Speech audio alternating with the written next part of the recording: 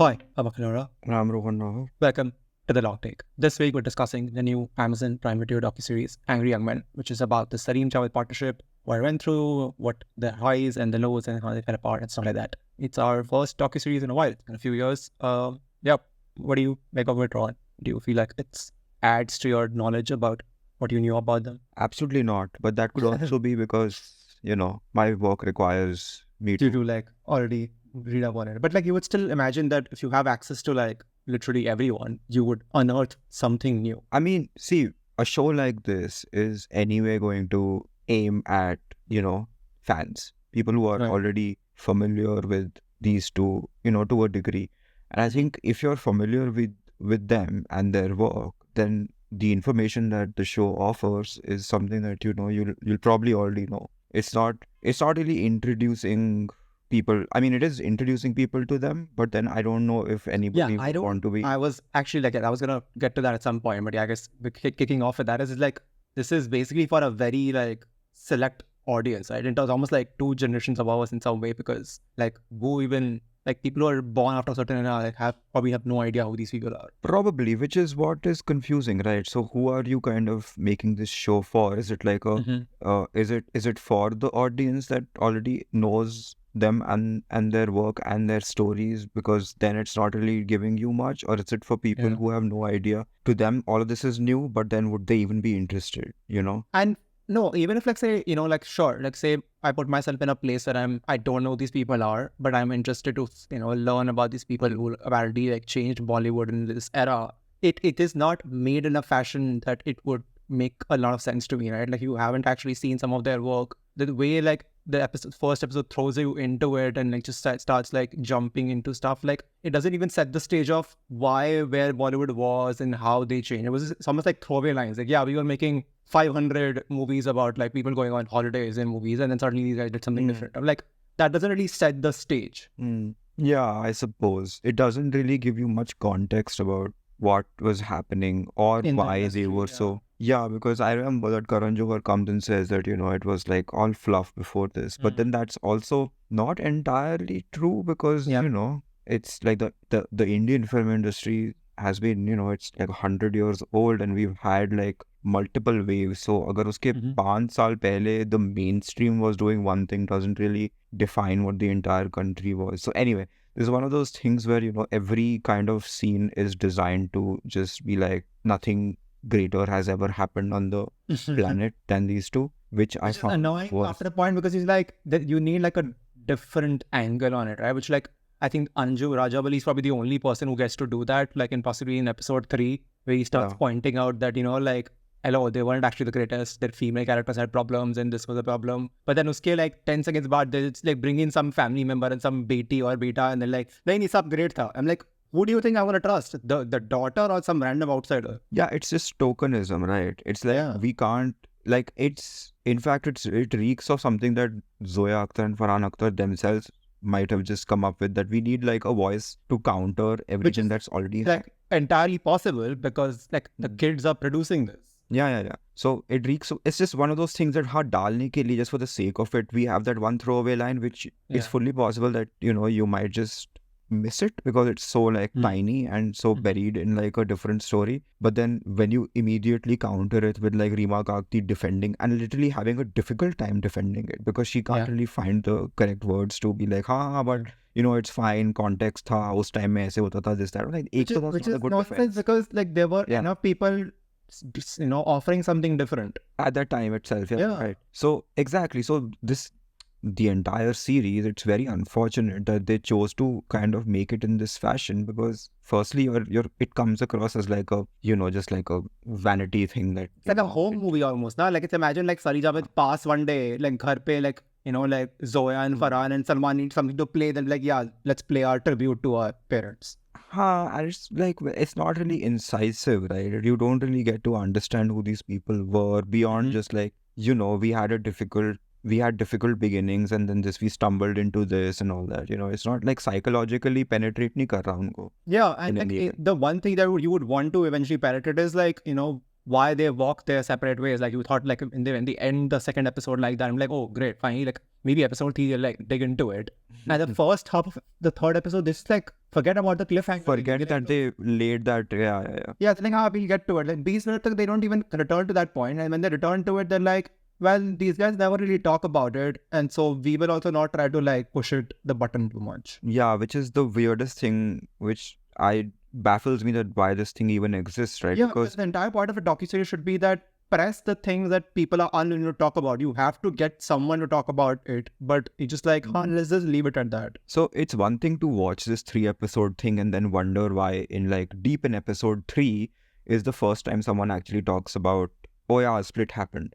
But then it's a whole different thing altogether to realize that the entire world, or people, you know, who would be familiar with this stuff, have known about the split for like 50 years. Yeah. So people who tune into this already know that these people split, and it was, if nothing else, that's the only thing they know about these people, right? They were like this dream team that split. It's like the Mahesh Leander thing, right? Again, even if you don't want to watch tennis, you know that they won. It was very acrimonious. Exactly. So in fact, they should have opened with like, listen, you guys split, why? But wo to nahi kara. Like, why does the team which deliver like 20 movies which are great at the box office split? Like, that should be our opening 3 minutes. And the thing is that over the years, both of them have spoken extensively about what happened, right? Not to say that they provided any insight into what happened, but they've spoken about it extensively. Yeah. Now, the problem is that since so much of their comments are in the public domain, it's your responsibility when you're making a documentary film to provide something beyond what already exists, right? Now, the issue is they simply repeat themselves in the show. And what they say is so obviously jhootha. Like, it's like it reeks of, oh, so you don't want to talk about it, then why are you wasting like, it's like old people who like just want to like you know, like just remember the good times. And like, yeah, that doesn't make for a good documentary. Like, great for your personal lives, but that's not making me like this turns into a good watch or anything. The other problem, and I think one of the reasons why it feels like this, the entire show, is that the people being interviewed did not give much time. I don't know how long they shot this for, maybe many years, because we have like COVID footage, masks and all. So that's kind of telling. Then in one scene, I think Salman Khan's family is like having lunch or something. And like, I noticed like Arbaz Khan's new wife is in that scene, which has to be like this year, you know. So that's like 3 years at least, right? Is your filming period. Yeah. But usme, the interviews, like Salman Khan appears once. He must have probably sat for like 15 minutes. Yeah. Right. Farhan appears maybe in 2 different settings, I'm not sure, but not more than 2. Even Javed Akhtar and Salim Khan, not more than 2 or 3 different interviews. Possible, like I think 4, I think with Javed. Maximum. Yeah. But that's not enough, right? If you have access to all these people, and some of them don't really talk much anymore, which is Salman Khan, then you prod them, right? You get someone who can prod them. And if you sense, like, there are so many moments where Javed Akhtar particularly just pauses and tears up at some memory. But the show is like, theek hai, done, and then moves on to something else immediately. You're like, okay, so you had a moment there, rare, and you didn't like do anything with it, and you just moved on. Like, I can get more insight out of like Barkha Dutt's interview of this guy than this show, produced by his own children. So that should be telling. Yeah. It is like, I mean, the very rare like insight, you know, like when they think the first episode, they're not like, I think maybe the second one, where like they're all talking about, you know, how their movies and the scripts were like tapping into like, you know, like whatever the rage and the social political issues. And it's 3 seconds, which is like probably one of the good edits. Like Javed Akhtar comes in and he's like, we weren't thinking about any of that. And I was like, that's what I love. Like, that's what kind of stuff you want, you know, like these guys just like, they were just there because these were the kind of people they were. But yeah, it's like a real stuff where you actually like dig into like why they did something, like it's just like mostly just either, as you said, brushed off or not even like explored. Yeah. I mean, now that the show has introduced this angle itself, and it has said that, oh, but it wasn't by design, it was just like they were just products of that period, and perhaps that is why those ideas were in their movies, then you need to have like some sort of scholar or someone knowledgeable pop in and be like, here's what, you know, that was happening in India at that time. Yeah, and which happens once. There is some JNU person, if I'm not wrong. There is, but it's just one of those talking points. Like, हमें बात तो करनी थी because this was happening in the country, emergency was happening. We need to address this point, but then they just move on from it. Which is like, you know, like reflective of like the funny thing like is of their own movies is that you give like 3 minutes of your, whatever I'm guessing, total 120-minute docu-series to like the actual like experts who can talk about it. And then 105 minutes are given to like family members, which is reflective of basically like them making these, like calling like, oh, we had movies that strong women, but they had no role to play. They had like professions, which is sure. But then they were like unnecessary to the plot. You just like rolled over. It's baffling to me, like someone who isn't clued in, or someone who's just tangentially like interested in all this could watch this and just walk away thinking that, Satyajit Ray didn't exist. Yeah. 20 years, 25 years before these two. Oh, yeah, exactly. So making movies. I noticed, like that when they like talking in that third episode, when they're mentioning that Shakal thing, I'm like, how are you not mentioning a single Hollywood movie that this is like ripped off from right now? But they do address that one again. They just address it once. We just copied it because we thought that yahan pe kisko pata hoega. Yeah, and it's like the previous episode. Like 40 minutes earlier. So like the distance is deliberate. They want the audience to not like have that memory when they're showing that. I'm like, you're the full Doctor No hai. James Bond. What are you fooling me right now? Yeah. So the weird thing is, and I'm sure like for a lot of Indian people, they watch Sholay before they watch all the 15 movies that they've copied, right? To make Sholay. Which is what happened with me. I watched Sholay and like everybody else, I'm like, wow, fun movie, And then when you grow up, you watch all the other like Once Upon a Time in the West and stuff. Yeah. You're like, oh my God, so there are entire scenes that you copied frame to frame in this movie. I mean, it doesn't really impact your memory of Sholay because that's attached to 15 different things. But then it does kind of recontextualize the film itself, right? Yeah. Which they mention only in passing, and then they brush it off almost like a little arrogantly. I was bro, it's like even then, like that was the first moment I think in the docu-series where I was like, oh, like most things they've grown up on, right? They're like, nahi, iska bura nahi bolte hain. We have like, I admit my mistake.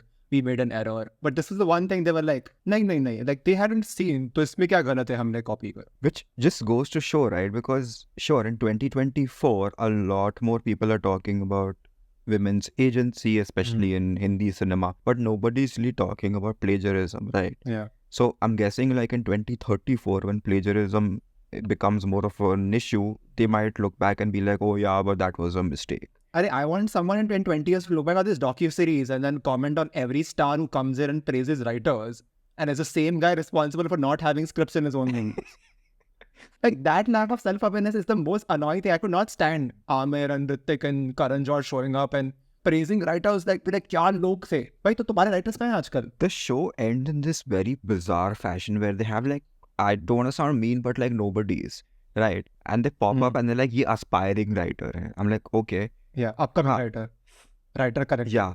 So I understand what you're going for, but sir, this is not the place. The show wasn't leading up to this. In no way did you build up to this. To have your cake and eat it, tum aise nahi kar sakte. Because the entire like Rocky series you've given to other people, you let them have a field day.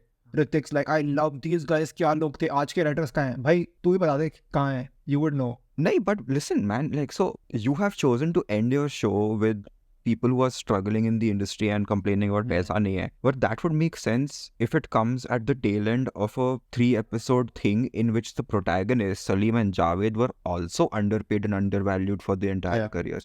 Which is not true. They were highly paid people. They are the anomaly. Exactly. Like that's the issue, right? They're like, because these guys are like, oh, we have to like have 3 or 4 other jobs. Like that shows you like the industry has gone nowhere. Like the bigger like issue where like you're celebrating angry young men and these two guys. But the big thing is finally what came out of this is that Amitabh Bachchan became a star, like, and it would like more star actors became stars. Writers did not become a big thing. It just, it ended with them. Which is the unfortunate situation when you have like a show in which 15 talking heads exist and all of them serve just one purpose, which is to sing praises of Salim and Javed. Everybody, which I'm getting increasingly tired of, right? Because there's no drama then. And B, it comes across as something that, it's like a pat on the back situation. And Exactly, it's pat on the back and it's operating in a vacuum, right? Like if you're making a documentary 2024 about these two, you're not making it in 1985, right? It's not like 2-3 saal hi hue hain, inko break up hua hai. You're making it 40 years later. You have to talk about what writers are facing today. You do. And we saw this problem with the recent SS Rajamouli thing, where it was similar in the sense that there are 15 people talking about how great SS Rajamouli is. Yeah. And Junior NTR mentions that, oh, but he's also a bit of a dictator, and nobody kind of investigates that at all. Yeah. And there is one other moment where like they try to investigate like, you know, the casteism in his movies, but he gives some tone deaf reply and then they move on from it. He gives a terrible reply to that. Yeah. He's like, those people don't know what they're talking about. They don't understand drama. They don't understand movies. Arey sir, life ke bare mein baat ho rahi hai. You And get sitting here like, anyway, why he's saying that? I'm just like, this is next level like privilege right now. Yeah. To see. All of that. And then, you know, the YRF people made a documentary which was just, it was a million times worse than this. You know, I've heard. People should say that it should have been called YRF Presents The Romantic. Yeah. Because it was like an orientation. My joke was that it's an orientation film hai, that you showed to a YRF employee. Like, this is what we believe. This is what you have to like. This is the Kool-Aid. Also, the fun thing about that YRF documentary was essentially Aditya Chopra revealing himself to the world for the first time, only to kind of erase the legacy of his own father. Which was insane. So, at least हम यहाँ तक नहीं पहुँचे और Farhan Akhtar is coming on screen and being like, listen, Javed Akhtar ruined the family name, but I was here to save it. But, you know, anything's possible. But this one though is like just a little weird, man. Like, so we've spoken about like, you know, all the missed opportunities and stuff and the general kind of superficial nature of it. I was also kind of dismayed by just how unambitious documentary filmmaking is in our country. So we talk about like whatever, you know, like insert random Sarfira Stree type movie that we do. But we don't often speak about documentaries. And the problem with documentary filmmaking of this kind is it's indistinguishable from like a film companion interview. And some film companion interviews are more insightful because वो घंटे के लिए एक बंदे को बांध तो देते हैं. Yeah. Here, it's like a collection of film companion interviews. Chalo, I won't even see that. It's a collection of Pinkvilla interviews that you kind of stitched together and said, ki, it's a documentary. It's not, right? Yeah. We aren't seeing these people. The most obvious thing to do when you're coming up with Salim-Javed documentary on paper, the first idea that I would have, and I'm sure a million other people would have, is put them in a room together, switch the camera on, and let's see what happens. I wanted to talk about this. Like, I was waiting to talk about this. How is a documentary about two people who worked together and fell apart, brings them together in the last 120 seconds for a portrait shoot and never actually places any mics in that room? What is wrong with the people who made this?